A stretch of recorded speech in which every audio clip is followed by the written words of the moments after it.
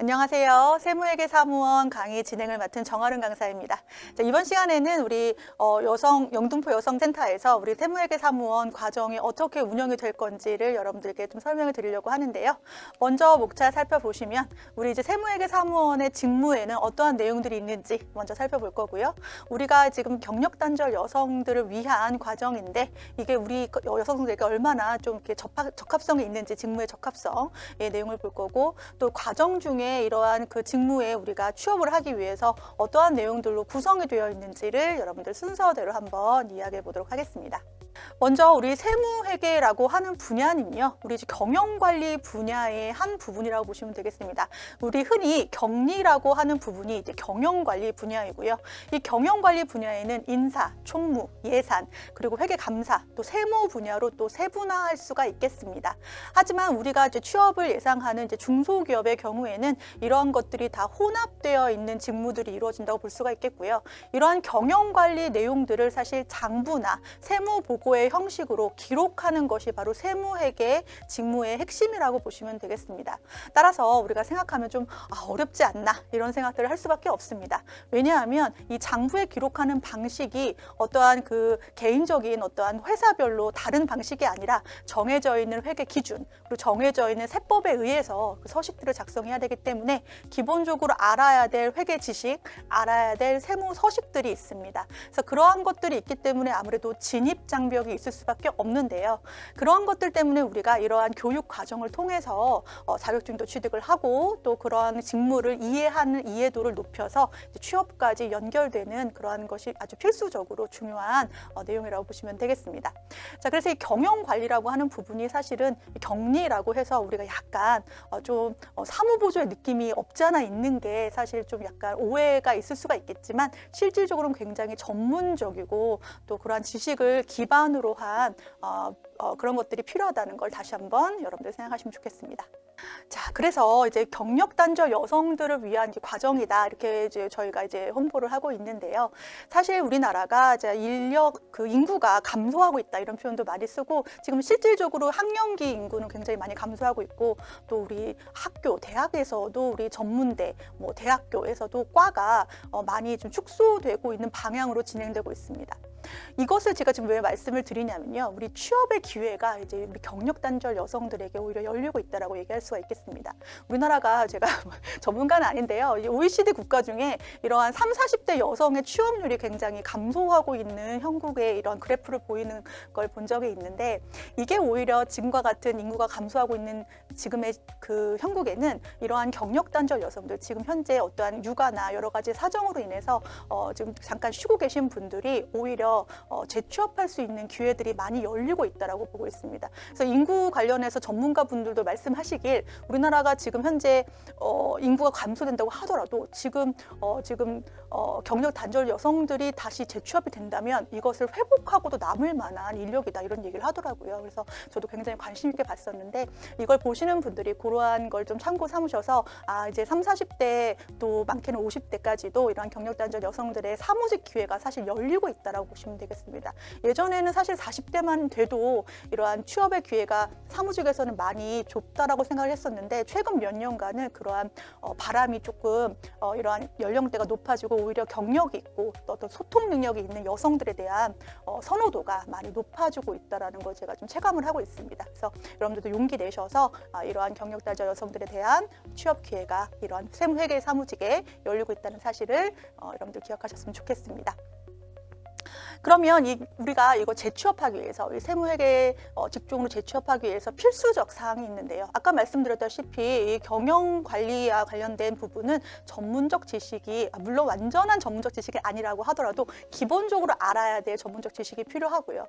또 기업의 어떤 장부를 담당하고 있는 입장이기 때문에 기업에 돌아가는 어떠한 메커니즘을 좀 이해해야 되는 어떠한 그러한 기본적 지식들이 필요하고 이제 컴퓨터 활용 능력이 조금 필요하다고 볼 수 있겠습니다. 그래서 반드시 만약에 예전에 어떠한 그 회계 관련된 혹은 사무 관련된 경력이 있다고 하시더라도 그 단절된 기간이 조금이라도 있으시다면 이러한 재취업 교육을 통해서 그러한 감을 익히시고 또 그러한 지식을 익히시는 걸 추천드리고, 또한 이러한 쉬는 기간 동안 우리가 어떠한 자격증 취득을 통해서 우리가 이런 훈련이 되어 있다라고 하는 것을 누구에게 또 우리가 보여줘야겠습니까? 우리 취업처에도 보여줘야 되기 때문에 이 과정을 수료하시고 또 자격증도 취득하시는 게 굉장히 중요한 포인트라고 볼 수 있겠습니다.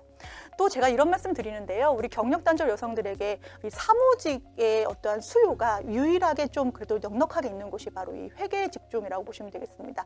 이 세무회계 또 경영관리 회계에 관련해서 높은 수요가 있기 때문에 여러분들 자신감을 가지시고 이 교육과정에 좀 도전을 하시면 너무 도움이 되실 것 같고요.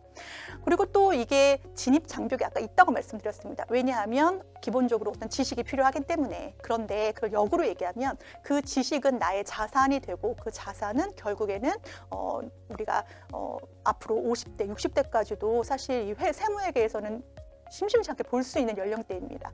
세무회계 사무소에 가보면 60대에 이렇게 경륜 있는 그러한 경력직들을 충분히 만나실 수가 있는데요. 그것은 그동안에 끊임없는 학습과 경륜이 쌓여서 전문가가 되었기 때문입니다. 그래서 여러분들 이러한 교육 과정을 통해서 그러한 멀리 보면 그러한 단계까지 갈 수 있는 전문가가 되시기를 바라겠습니다.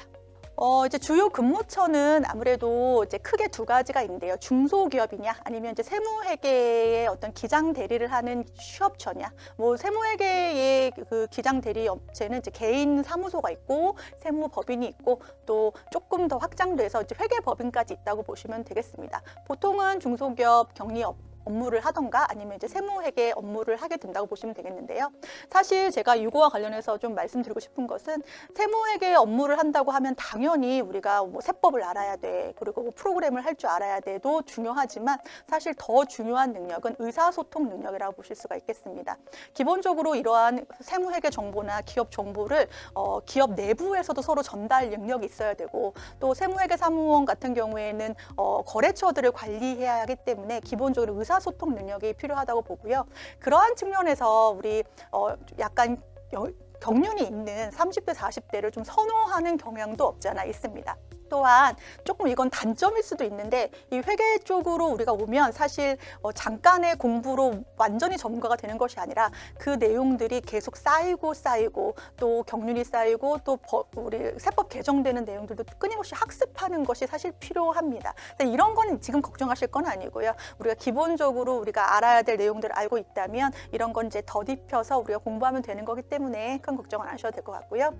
또 이제 제가 중요한 능력이라 보는 것이 이제 디지털 리터러시 능력입니다. 이게 문해력이라고 보시면 되는데, 기본적으로 우리는 이제 프로그램을 통해서 회계 정보를 생성시키기 때문에 이제 프로그램 활용 능력, 또 엑셀 정도는 좀 할 줄 알아야 된다. 뭐 이렇게 표현을 하는데 엑셀도 저희 교육 과정에 있습니다. 그래서 내가 지금은 못하지만 이러한 능력이 필요하다는 걸 알고 이 수업 과정에 들어오시면 됩니다. 그래서 들어오셔서 지금은 내가 한글밖에 칠 줄 모르지만 프로그램 운영을 할 줄 알고 또 엑셀도 조금 배우고 또 AI를 활용해서 업무 활용을 좀 할 줄 아는 그러한 마음가짐을 가지고 이 교육 과정을 들어오시면 좋을 것 같습니다.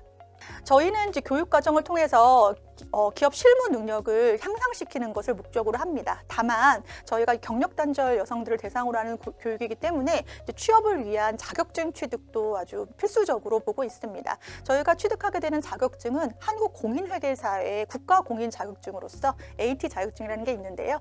FAT, 뭐 TAT 이렇게 되어 있어서 회계 실무냐, 세무 실무냐로 나뉘는데요. 본 교육 과정 중에서는 FAT는 필수적으로 따게 될 거고, 이제 TAT까지도 여러분들이 취득을 하게 됩니다. 그래서 저는 보통 이제 공부를 할 땐 좀 남는 공부를 하자라고 얘기를 하는데, 이 남는 공부는 머리에 남는 공부가 아닙니다, 여러분. 머리에 남으면 참 좋겠지만 우선은 이력서에 남는 공부를 한 다음에 그 다음에 그때그때 찾아서 하는 것도 우리의 업무 능력이라고 보시기 때문에 기본적으로는 이 본 과정을 수료하는 수료증, 그리고 이러한 자격증 취득에 대한 어떤 취득 자격증 이런 것들을 좀 필수로 해서 본 교육 과정을 운영할 계획입니다.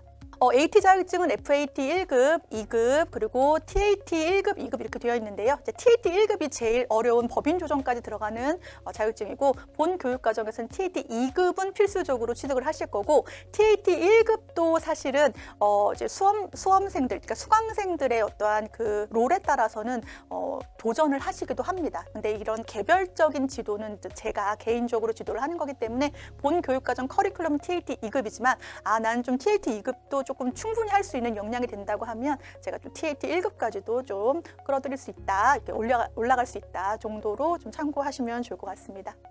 자, 그래서 이제 스텝을 봤는데요. 저희는 이제 어디까지 TAT 2급까지, 그래서 이제 원천징수나 급여 계산 정도까지는 우리가 세무 능력을 키울 수 있다. 또 부가세 신고서까지도 작성할 수 있다. 이렇게 보시면 되겠습니다. 자, 본 교육 과정은요, 4월 15일부터 7월 29일까지 꽤 길어 보이지만 본 교육 과정 내용을 보시면 촘촘하게 짜여져 있기 때문에 아마 지루하실 틈 없이 우리 내용들이 진행된다고 보시면 되겠습니다. 자, 이거와 관련해서 여러분들 충분히 좀 설명이 잘 안 된 것 같지만 본 교육 과정에서 더 자세한 설명 드릴 걸 약속드리면서 여러분들 세무회계 사무원에서 사무원 과정에서 만나뵙길 희망하겠습니다. 감사합니다.